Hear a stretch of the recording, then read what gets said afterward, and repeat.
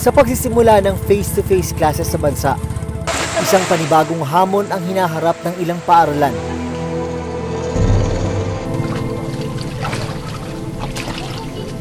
Ang silid-aralang ito sa Macabebe, Pampanga, pinasok ng tubig baha.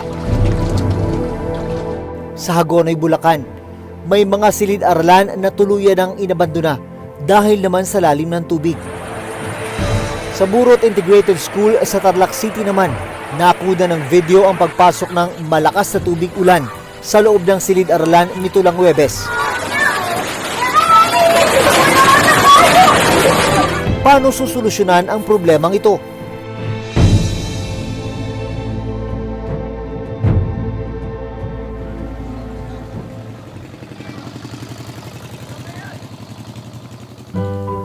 Miyerkules ng umaga, maagang nag-aayos ng gamit ang grade 6 student na si Carla Lakap. Ngayon ay ikatlong araw ng face-to-face classes nila dito sa Macabebe, Pampanga.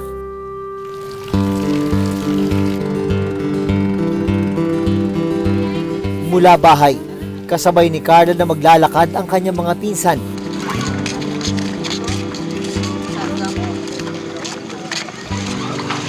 Tatlong dekada na lumubog sa baha ang lugar ni na Carla. Kaya para makarating sa paaralan, sa mga makikitid na pilapil sila dumadaan. Minsan po, pag pumupunta na po kami dito, minsan po kahit umuulan, naglalakad lang po kami sa putik. Nagugas na lang po nun kami doon sa poso para pagpasok namin, malinis po kami. Lalo na po yung mga paa namin. Dahil maputik at madulas ang lupa, maingat si na Carla sa kanilang bawat hakbang. Natatakot po kasi po baka madulas kami tapos mga gamit ko po baka mabasa. Makalipas ang ilang minuto, narating ng grupo ni na Carla ang isang sirang tulay. Imbis kasi na bakal, dalawang kahoy na tabla lang ang kanilang tinatapakan. Natatakot po ako baka po mahulog po kami, tapos lalo na po yung iba ko pong pinsan baka po mahulog. Kasi po hindi yung iba ko pong pinsan na maliliit, di pa po sila marunong lumangoy.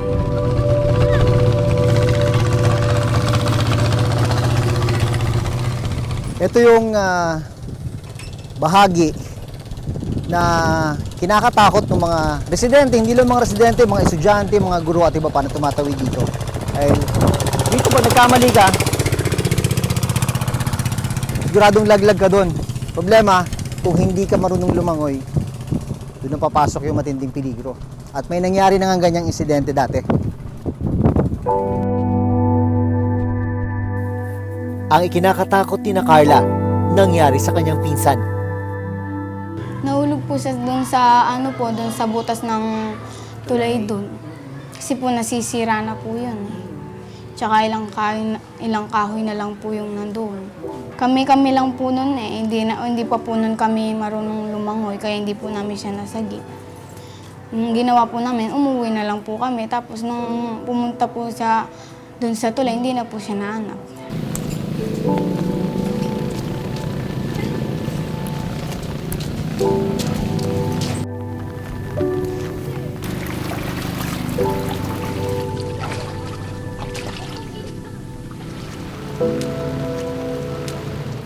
Ilang sandali pa, narating na ni na Carla ang Dalan Baliti Elementary School. Dito na namin nalaman ang isa pang malaking problema. Ang kanilang eskwelahan, napapaligiran at pinapasok ng tubig baha. Ngayong umaga, inabutan namin si Teacher Maylene na naglilinis ng tubig. Nililimasan ko po yung school ground. Para mamaya, pag duting ng high tide, di siya gaanong lumataas yung tubig. Mahirap din, kaya lang kasi medyo nasanay na din kami. Katulong ng Teacher Maylene sa paglilimas ng tubig, ang PTA President na si Aling Emily. Alas 6 pa po, nandito na ako para po wala pong masasakan tubig ng mga bata. Kanina po yan, wala pong katubig-tubig yan. Umulan lamang po. Sino mag-aakala na ang lugar na ito dating school ground. 2019, napapakinabangan pa yan sa mga school activities. Diyan ginagawa yung kanilang flag raising ceremony. Pero tingnan nyo naman, wala ka na makitang lupa. Yan, intablado yan. Diyan ginagawa yung mga school program. Pero ngayon, hindi na mapakinabangan. Ang ibang mag-aaral, kinailangang sumakay ng bangka para makarating sa paaralan.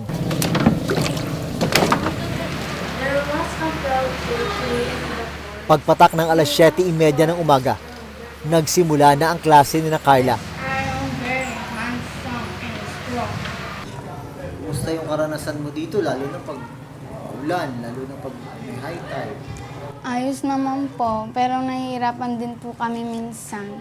Kasi po nalulubog po kami dito. So ano yung mga kadalasang sakit na nakukuha nyo? Lalo na, di ba, pag maulan, tapos nalulubog ka sa tubig. Nangangati po yung mga paa namin kasi po nalulubog po kami. 8 ang silid-aralan sa Dalan Baliti Elementary School. Tuwing high tide at masama ang panahon, umaabot sa silid-aralan ang tubig baha, tulad na nangyari sa day 1 ng face-to-face classes noong nakaraang linggo. Isa sa pinasok ng tubig baha noon, ang classroom ni Teacher Maylene. Mababa kasi yung location ng lugar namin. Sa coastal kami yan, katulad niyan, malapit kami sa Sapa. Isang factor po yan, na kapag dumating na yung high tide, antimano, talagang makakarating po yung high tide sa amin. Unlike sa upland, kami talaga yung una na mapupuntahan ng tubig. Kinabukasan, agad na pinalagyan ni Teacher Maylene ng harang ang pintuan ng classroom. Kaya nilagyan po namin ng harang, tapos yung mga bitak sa loob, sa gilid especially, nilagyan po namin ng semento para kahit papaano hindi naman makapasok na yung tubig. Dahil problema talaga dito yung pagbaha, kailangang itaas yung mga sahig ng ilang classroom. Dito naman, kailangan harangan. Harangan para yung tubig hindi agad makapasok sa loob. Habang naroon kami, bumuhos ang malakas na ulan. Ilang minuto lang ang lumipas, mabilis na pumasok at tumaas ang tubig sa school ground. Sabi ng school head na si Teacher JR, malaki ang epekto sa kanila ng paglubog sa tubig baha ng paaralan. Ma'am Elisa, excuse po. Ano dito rin mga parents? Mga mamen, sir. Kung mapapansin po ninyo, napakalakas na po ng ulan, ano? Po, hanggang mamaya po, kapag hindi pa rin po uminto yung paglakas ng ulan, tapos yung baha po natin, no, tumataas din po, magsususpend na po tayo ng klase. Dahil sa pagtaas ng tubig, ang klase na maghapon noon, half day na lang ngayon. Kasi pag ganun po yung sitwasyon, sir, mostly nagsususpend po kami ng klase. So napuputol yung pag-aaral ng mga bata. Minsan, sir, lalo pag sunod-sunod na yung walang pasok, doon na pumapasok yung tinatabad na sila. Makalipas ang 1 oras na ulan, umabot ang tubig baha sa pathway ng mga silid-aralan. Maya-maya pa, ilang magulang na ang dumating para sumundo sa mga bata.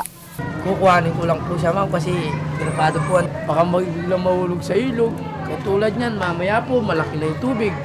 Kaya hindi siya pwedeng pabayaan. Susunduin po yung mga bata. Sira po yung dahan. Baka po madulas sila. Ayon kay Teacher JR, 2019 nang i-request nila sa dating administrasyon ng DepEd na mapataasan ang kanilang school building.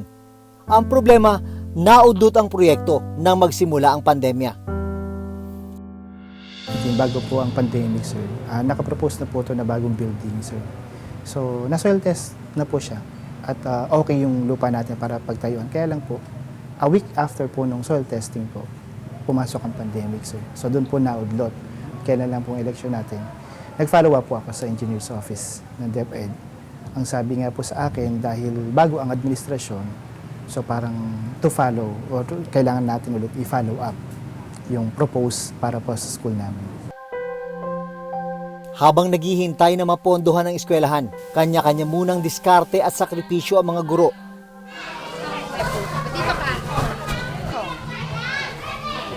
Maswerte na raw sila lalo't may ilang individual at grupong nagpapaabot sa kanila ng tulong. Very good. O, ito. nakakapag-adjust kayo sa sitwasyon dahil sa tulong ng mga kaibigan, sa tulong ng mga concerned citizens? Yes po. Kaya po, kung ano lang po yung naibigay sa amin, sir, pinagkakasya namin. At pag alam ko po at ng mga teachers na hindi kasya, sir, doon kami gumagawa ng paraan. Sobrang sakripisyo po talaga, sir. Kasi kapag meron po kaming projects dito sa school, yung mga asawa po nila, yung sir, nagvo-volunteer talaga na maisagawa po at maisaayos yung iba't ibang parte ng paaralan, sir. Na walang bayad yun, sir. Talagang purong volunteerism lang talaga, sir. Sa kabila ng hirap na kanilang nararanasan, inspirasyon daw nila ang kanilang mga mag-aaral. Kapag gano'n na dumarating na ako sa puntong nangihina na ako, agad-agad naisip ko, mga mag-aaral dito, yung mga teachers, sila yung parang nagiging lakas ko talaga.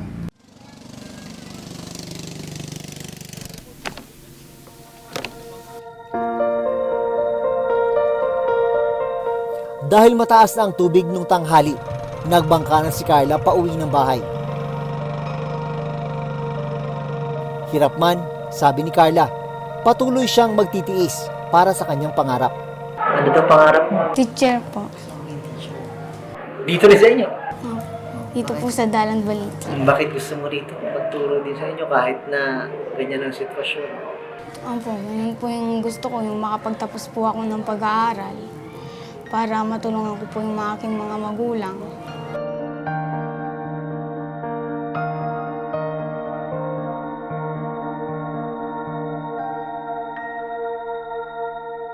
Sakop ng Barangay Santa Maria Libutad ang Dalan Baliti Elementary School. Sa land subsidence study ng National Economic Development Authority noong December 2020, tinukoy na ang pagiging malapit sa coastal area ang isa sa mga dahilan ng pagbaha sa Macabebe, Pampanga. Nagkaroon din daw ng pagtaas ng tubig sa dagat o sea level rise. Nagdulot din ng pagbaha ang tinatawag na land subsidence o pagbaba ng lupa sa lugar at ibang bayan sa Pampanga at Bulacan. Kasama na riyan ang bayan ng Hagonoy, Bulacan.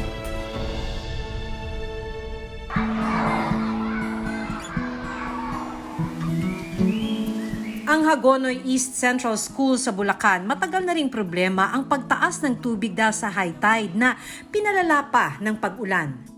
Katunayan, marami sa kanilang mga silid pinalubog ng tubig at hindi na magamit. Pag pumasok ka dito sa Hagonoy East Central School, talagang magugulat ka kasi makikita mo 6 na mga school buildings yung inabandona na, hindi na ginagamit.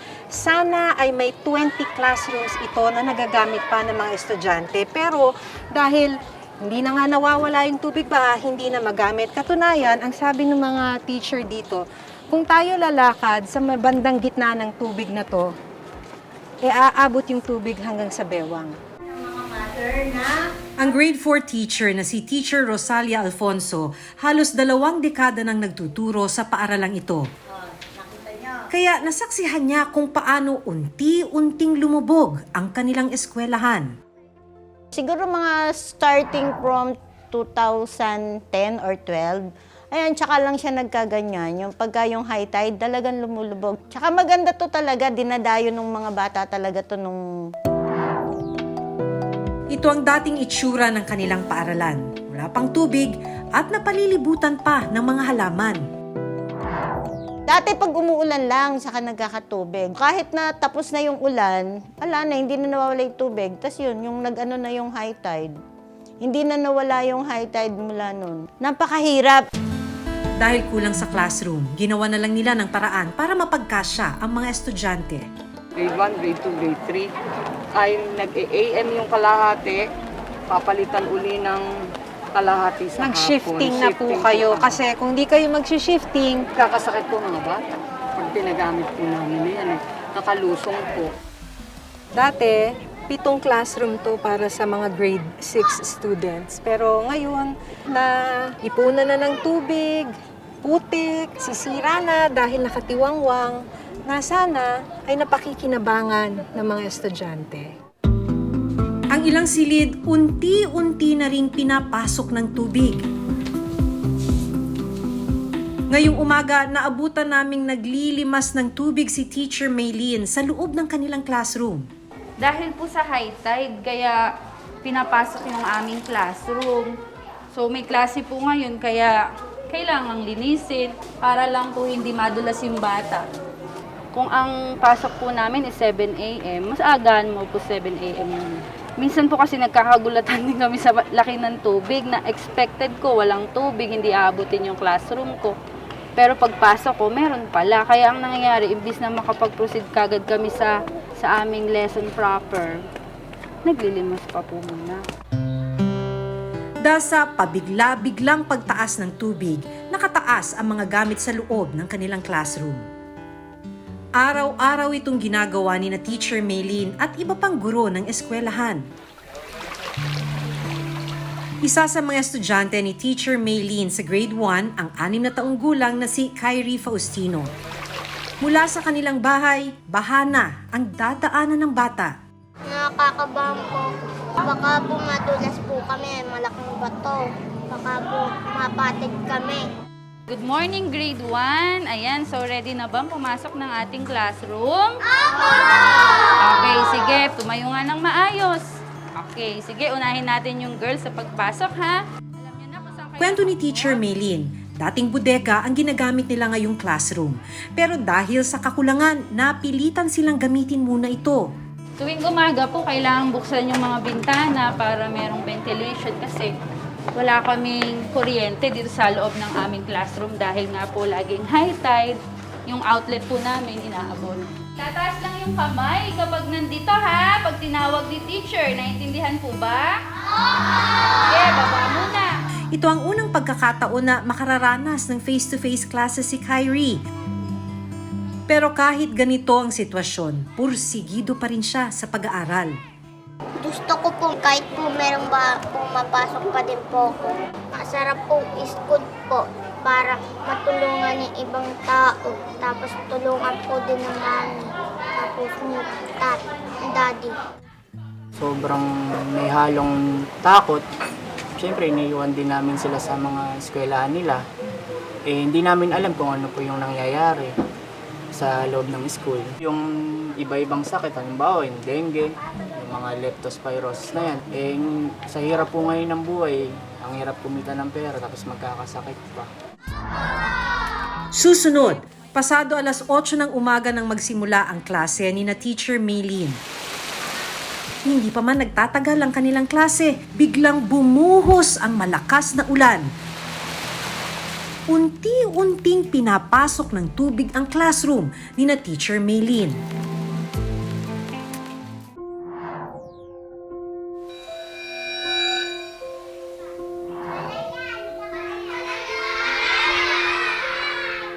Pasado alas 8 ng umaga nang magsimula ang klase ni na Teacher Maylene. Hindi pa man nagtatagal ang kanilang klase, biglang bumuhos ang malakas na ulan. Unti-unting pinapasok ng tubig ang classroom ni na Teacher Maylene. Kasi halos lahat naman po na nang ginagamit natin dito na classroom ay naka-elevate. Kumbaga meron po talagang classroom na naiwanan na. So inaabot yung mga bata habang naglaklase? Opo, ganun po ang senaryo. Kaya naman ganun na lang ang pag-aalala ni Teacher Maylene at ng iba pang guro ng paaralan. Hindi mo maaasahan yung aksidente, baka mamaya, syempre mga bata yung mga yan na hindi mo maano, natatakbo sila. Imbis na maging malaya sila, na-express yung sarili nila na bata ako, gusto kong tumakbo dito, maglakad dito. Hindi nila maranasan dito sa aming school. Gumagastos ka na ba ng sarili mong pera, ma'am? Dagdag, para lang mapunan yung mga pagkukulang dito, lalo't binabaha. Yung struggle na bilang teacher na ipundar ko sa sarili ko yung mga gamit na kailangan para makapagturo ako ng maayos. Although in the exigency of the service dahil we are teachers. Yun lang, medyo nakakalungkot. Ayon kay Teacher Fe, nakapagpadala na sila ng request sa Department of Education o DepEd noong nakaraang administrasyon para sana magkaroon sila ng mga bagong school building. Kailangan hubang dito o kailangan mag-change location na? Hindi naman po siguro kasi ang dami nating mga kababaryo na saan sila titira, saan sila mag-aaral. hindi naman po ganyan talaga dapat yung school namin. Kaya po, ginusto ko din that I transferred here kasi gusto ko matulungan yung mga natitira ko mga paglilingkod na taon sa DepEd ay maging instrumento ko. Problema man nila ngayon ang baha, hindi naman nawawala ang kagustuhang matuto ng mga bata. Kahit na baha, excited pa rin? Opo! Bakit? Madami na po ulit kami matutulog. Kasi po yung iba po lahat po napapaliwanag po. Yung iba po minsan hindi na po kami natutulog. Mag-aalas 12 ng hapon nang matapos ang klase ni na Kyrie kay Teacher Maylin.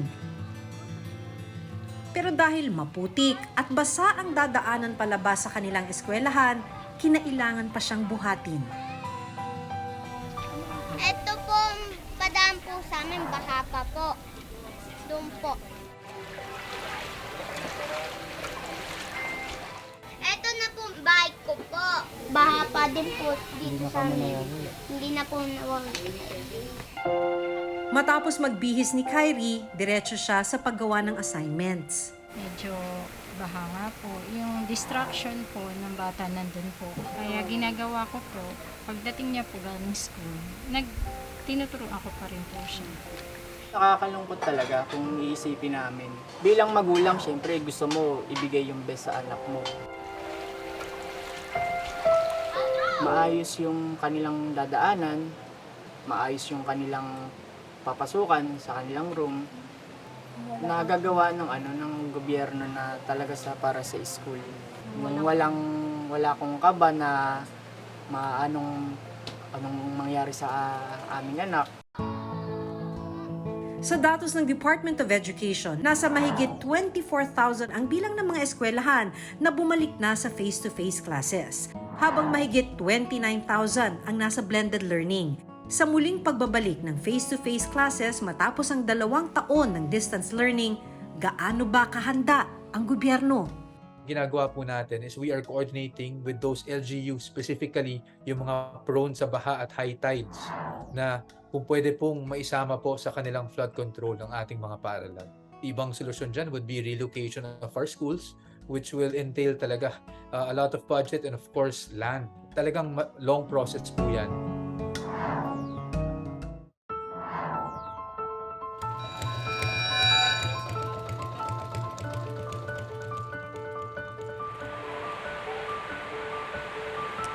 Hindi alintana ng mga guro at estudyante ang aming nakilala ang problemang hinaharap nila. Pero hiling nila, tulungan silang makaahon para sa mas maayos at ligtas na pag-aaral. Kung ikay may gustong hilingin sa pamahalaan natin, ano yun? Yung mapaayos po yung school namin para hindi na po siya mabaha. Ganun po, tapos hindi na po kami mahirapan. Hanggang kailan ho kakayanin po? Yung mga teachers natin, they are so passionate in teaching, they're committed and dedicated in spite of this flood. Kaya pag may pumunta po dito, sabi ko, sana matulungan kami. Ano ba? Maiaangat yung kalidad ng edukasyon sa Hagonoy kung ganito kami. Our battle cry is the quality of education in DepEd, and yet we have a situation like this. Hanggang sa susunod na linggo, ako si Maki Pulido. Ako si Jun Veneracion at ito ang Reporter's Notebook.